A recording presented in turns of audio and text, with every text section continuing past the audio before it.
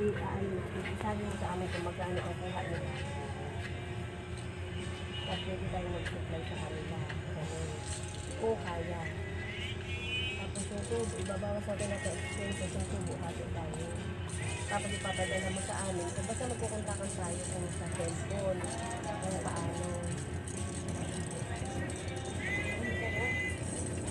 GRS na. Oo. Kasi nakukunta ko na dun yung sa Pulanggi. GRS sa Pulanggi, nakakunta ko na dun eh. Tapos yung dito. Di ba nung nagpadala ng damit?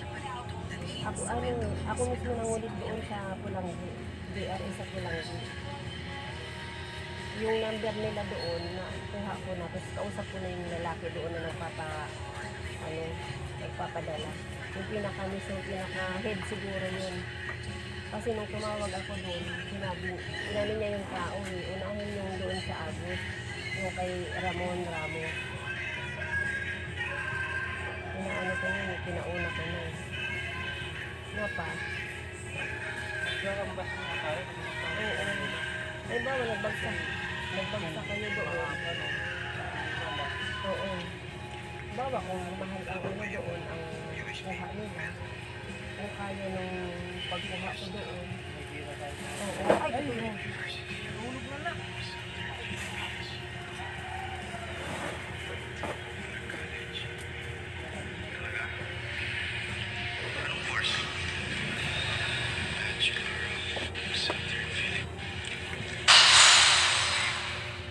ngayon gawin na, kung parang meron kang extra. Tapos ibabawas din natin yung sa motor, sa gasolina, lahat ng expenses. Lars,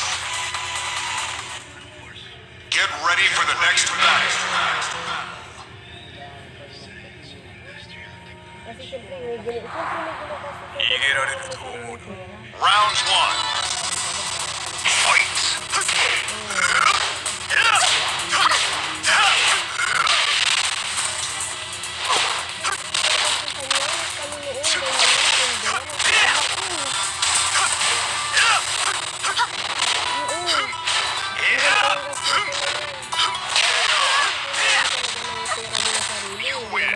Panay ka, hihingi ka bawat galaw, hihingi ka kay la mama. Hindi naman pwedeng ganun eh.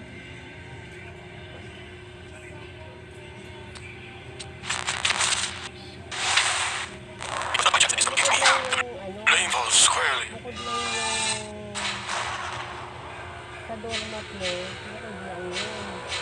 Meron ka talaga ibang ano. Kasi kailangan mo rin yung tutukan. Hindi naman palagi kang wala sa bahay. Kasi kailangan tutukan mo yan yung mga ano niya, asahin mo. Pag mag-ano pala this.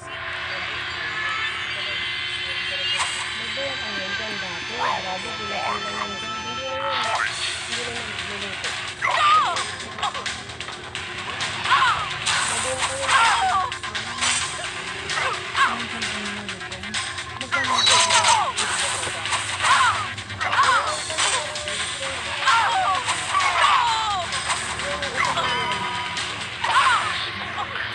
Alin? 15 o 20.